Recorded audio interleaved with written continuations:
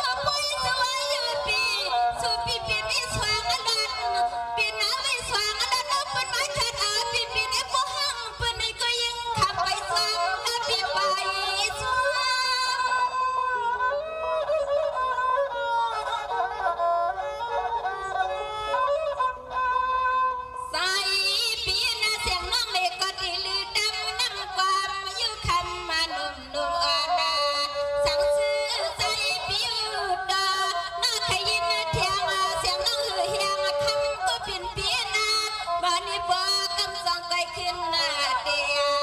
ปันปีฮาเลยยินหน้าใจปีฮาเลยยินหน้าก็น่า